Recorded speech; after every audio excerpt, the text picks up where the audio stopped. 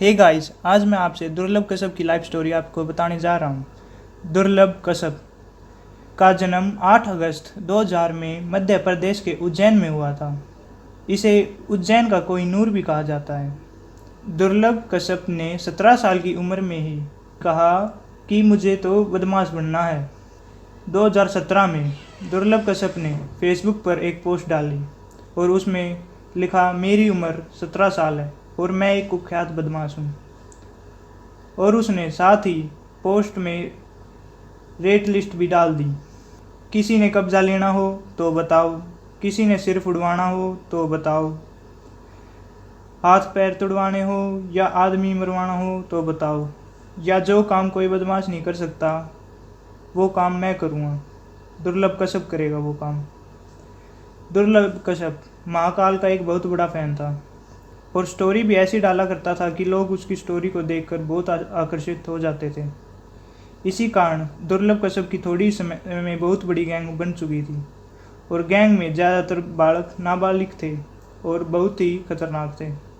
Police ने 2017 में ही दुर्लभ कश्यप के 23 आदमियों को अरेस्ट कर लिया था और इसमें ज़्यादातर बालक नाबालिग पाए गए। और दुर्लभ कश्यप अपनी फेसबुक पर पोस्ट डालता रहा, कभी हथियारों की पोस्ट तो कभी उसने जिसको मारा उसकी पोस्ट, तो जो उसके गैंग के आदमी जेल गए थे उनकी भी पोस्ट वो डालता रहता था।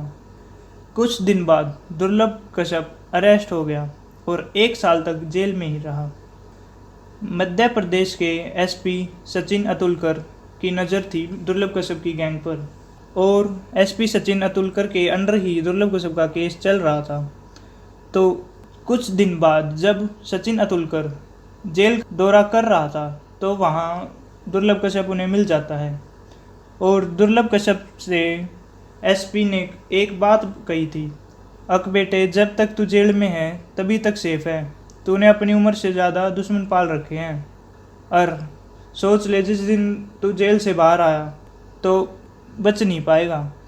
1 साल बाद ही दुर्लभ कश्यप की जमानत हो गई और जब वह बाहर आया तो दुर्लभ कश्यप ने डिक्लेयर कर दिया कि उज्जैन मध्य प्रदेश में एक तरफा राज चलेगा तो दुर्लभ कश्यप का चलेगा। अगर आपको पता हो तो दुर्लभ कश्यप गैंग का एक अपना ड्रेस कोड था। वो हमेशा माथे पर टीका लगाए रखते थे और नीचे धोती की तरह एक चादर लपेटे रहते थे और कंधे पर परणा रखे रहते थे और उनके बाल छोटे भी पाए जाते थे।